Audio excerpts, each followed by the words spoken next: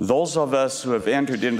d'entre nous qui sont entrés dans les eaux du baptême et ont reçu le don du Saint-Esprit ont fait alliance d'être prêts à prendre sur eux le nom de Jésus-Christ, ou en d'autres termes, nous déclarons que nous sommes disciples du Seigneur.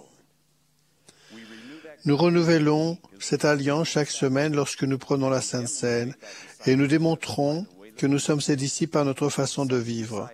Cela a été démontré de façon admirable lors des derniers événements qui se sont produits au Mexique. La collectivité des fruticulteurs du nord du Mexique, qui avait eu droit à un beau printemps, les arbres fruitiers étaient entièrement fleuris et on s'attendait vraiment à une récolte abondante. On prenait déjà des dispositions pour rembourser des prêts, remplacer l'équipement dont on avait besoin et les vergers vieillissants, et pour tenir des engagements personnels tels que le paiement des frais de scolarité pour les membres de la famille. On projetait même des vacances familiales. Il y avait un sentiment général d'optimisme dans l'air. Puis un lundi après-midi, fin mars, une tempête de neige est arrivée et il a commencé à neiger. Il a neigé jusqu'à 3 heures du matin environ. Puis, lorsque les nuages se sont dissipés, la température a baissé brusquement. Toute la nuit et pendant le début de la matinée, tous les efforts ont été faits pour sauver au moins une partie de la récolte de fruits. Cela n'a servi à rien. Il a fait trop froid et la récolte a été totalement gelée. Aucun fruit ne serait cueilli et vendu cette année-là. La journée du mardi a commencé par la perte insupportable et démoralisante de tous ces projets, ces attentes et ces rêves merveilleux de la veille. J'ai reçu un email concernant ce terrible mardi matin de la part de la femme de John H., premier conseiller dans la présidence du temple de Colonia Juarez, Chihuahua. Je cite des extraits de ce message. John s'est levé à 6h30 pour aller au temple et voir si nous devions annuler la session ce matin-là. Il est revenu en disant que le parking et la rue étaient dégagés et nous avons donc décidé de la maintenir. Nous avons pensé que certains des travailleurs qui n'avaient pas de verger viendraient peut-être et que nous pourrions tous les mettre dans la session. C'était tellement impressionnant de voir les hommes arriver les uns après les autres. Ils étaient là, après une nuit blanche, pensant que leur récolte était perdue. Je les observais pendant notre réunion de préparation et ils avaient du mal à rester réveillés. Mais au lieu de penser qu'ils avaient une bonne raison de ne pas venir, ils étaient là. Il y avait 38 personnes dans la session, une session complète. Nous avons été édifiés ce matin-là et nous avons remercié notre Père Céleste pour ces braves gens qui remplissent leur devoir quoi qu'il arrive. J'ai ressenti un esprit spécial ce matin-là.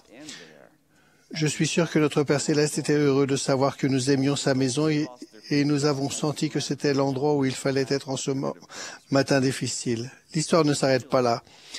La plupart de ceux qui ont perdu leur récolte de fruits avaient des parcelles de terrain disponibles pour planter des cultures de remplacement pour la saison, telles que les piments ou les haricots. Ces cultures pouvaient fournir au moins un revenu suffisant pour survivre jusqu'à la cueillette de fruits de l'année suivante. Cependant, il y avait un brave frère avec 2 petits-enfants qui n'avaient pas de terrain supplémentaire et qui risquaient de passer une année sans aucun revenu. D'autres membres de la région, voyant la situation désespérée de ce frère et agissant de leur propre initiative et à leurs frais, se sont arrangés pour lui fournir une parcelle de terrain. Ont utilisé leur propre équipement pour préparer la terre et lui ont fourni des plants de piment. Je connais les hommes dont je viens de parler. Les connaissant, je ne suis pas surpris de ce qu'ils ont fait. Mais ceux qui ne les connaissent pas poseront probablement 2 questions qui commencent par le mot « pourquoi ». Pourquoi aller au temple pour accomplir leur devoir et servir après être restés éveillés toute la nuit, et cela pour se rendre compte qu'ils avaient perdu la plus grande partie de leurs revenus pour l'année tout entière, pour utiliser ce qui constituait maintenant des ressources rares et très précieuses, pour aider quelqu'un d'autre qui avait désespérément besoin d'aide alors qu'ils étaient eux-mêmes dans une situation financière critique. Si vous comprenez ce que signifie être un disciple de Jésus-Christ, vous connaissez la réponse à ces 2 questions. Lorsque nous contractons l'alliance d'être des disciples de Christ, nous entamons un processus de toute une vie. et le chemin n'est pas toujours facile. En nous repentant de nos péchés, en nous efforçant de faire ce qu'il voudrait que nous fassions, et en servant nos semblables comme il le ferait, nous devenons inévitablement plus semblables à lui. Notre but ultime est de devenir semblable à lui et d'être un en lui. C'est la définition même du vrai disciple. Tout comme le Sauveur a demandé à ses disciples lors de sa visite sur le continent américain, c'est pourquoi, quelle sorte d'homme devriez-vous être? Puis en réponse à sa propre question, il a déclaré, « En vérité, je vous le dis, tel que je suis. » Devenir semblable au Sauveur n'est pas une tâche facile, en particulier dans le monde dans lequel nous vivons. Nous nous trouvons face à des obstacles et à l'adversité presque chaque jour de notre vie. Il y a une raison à cela, et c'est un des principaux objectifs de la condition mortelle. Comme nous pouvons le lire dans Abraham 3, 25, nous les mettrons ainsi à l'épreuve pour voir s'ils feront tout ce que le Seigneur, leur Dieu, leur commandera. Ces tests ou ces épreuves ont une nature et une intensité variables, mais personne ne quittera cette condition mortelle sans passer par là.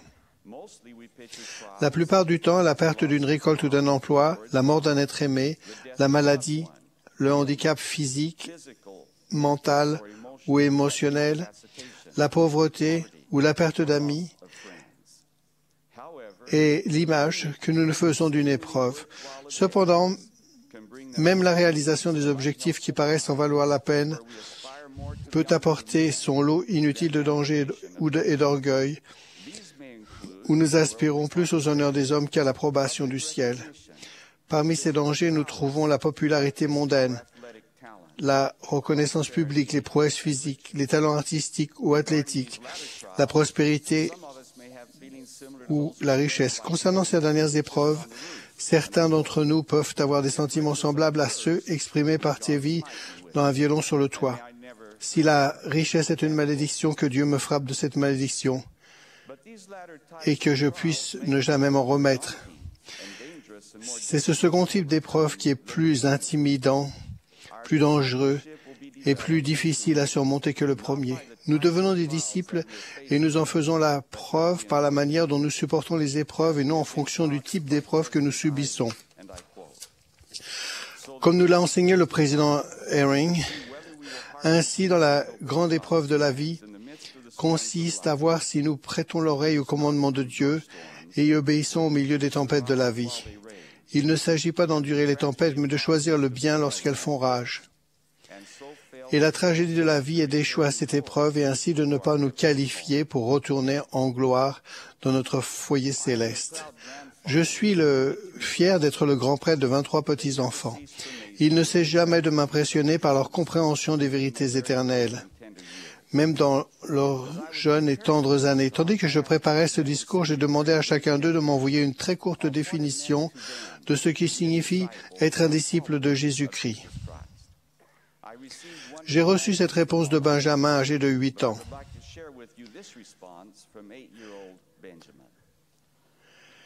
And I quote, "Being a disciple of Jesus Être un Christ disciple de Jésus-Christ signifie être un exemple. Cela signifie être un missionnaire et se préparer à en devenir un. Cela signifie servir les autres, lire les Écritures et prier, sanctifier le jour du sabbat, écouter les inspirations du Saint-Esprit, aller à l'église et au temple. Je suis d'accord avec Benjamin. Être un disciple, c'est une affaire d'action et de devenir. En obéissant à ses commandements et en servant nos semblables, nous devenons de meilleurs disciples de Jésus-Christ. L'obéissance et la soumission à sa volonté apportent la compagnie du Saint-Esprit, ainsi que la bénédiction d'avoir la paix, la joie et la sécurité qui accompagnent toujours ce troisième membre de la divinité. Elles ne peuvent pas venir autrement. En fin de compte, c'est la soumission totale à sa volonté qui nous aide à devenir semblables au Sauveur. À nouveau, notre but ultime est de devenir semblable à lui et d'être un en lui. C'est la définition même du vrai disciple. C'est ce qui a été mis en pratique. J'ai constaté que dans le temple de Colonia Juarez et dans les champs alentours, lorsque des frères et sœurs dans la foi ont réaffirmer leur engagement envers Dieu et les uns envers les autres malgré une adversité déchirante. Je témoigne qu'en obéissant à ses commandements et en servant les autres et en soumettant notre volonté à l'ancien, nous devenons effectivement ses vrais disciples. J'en témoigne au nom de Jésus-Christ. Amen.